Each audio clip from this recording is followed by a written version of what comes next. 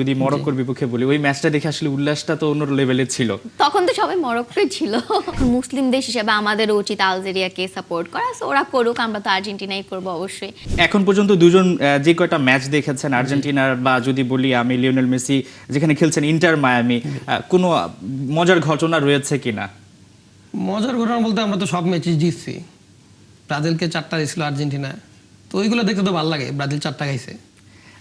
Last time যে ম্যাচটা হলো, যদি মরক্কোর বিপক্ষে বলি, ওই ম্যাচটা দেখে আসলে উল্লাসটা তো অন্য লেভেলের ছিল। তখন তো সবাই মরক্কোই ছিল।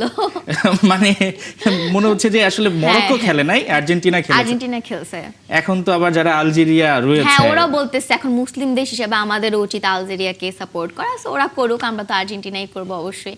বাট আমি অনেক এক্সাইটেড, যেহেতু আগেও বললাম যে ফাহিমের সাথে আমার ফার্স্ট ওয়ার্ল্ড কাপ, সো এটা একটু হয়তো ডিফারেন্ট হবে যে আমার ভালোবাসার মানুষের সাথে প্রথম বিশ্বকাপ দেখা, তাও আরেকটা ভালোবাসার মানুষকে। সো আমি অনেক এক্সাইটেড, আর একটু ভয়ও আছে, কিন্তু আমি চাই যে ফার্স্ট ম্যাচটা জিতুক, সৌদির মতো আবার না হারুক।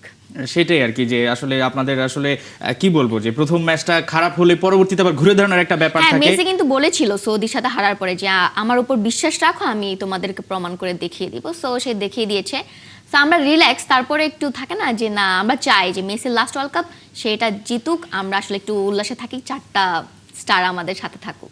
কি মনে হচ্ছে 4টা হবে? জি হবে এবারে। মানে রিয়েলিটিটা এটা, নাকি আমি ফ্যান দেখে এটাই বলছি? না না না, ফ্যান দেখে বলার কোনো সুযোগ নেই, কারণ এবারে আর্জেন্টিনার টিম অনেক স্ট্রং, আগের বারের মতোই।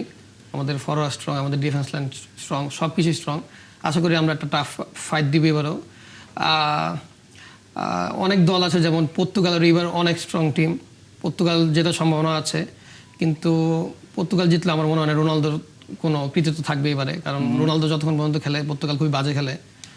তো কিন্তু আমার একটা ইচ্ছা যে রোনালদো এবার একটা হলো নক আউট স্টেজে গোল দেখ, কারণ যে পরিমাণ ট্রল হইতেছে নক আউট স্টেজে গোল না দেওয়ার কারণে।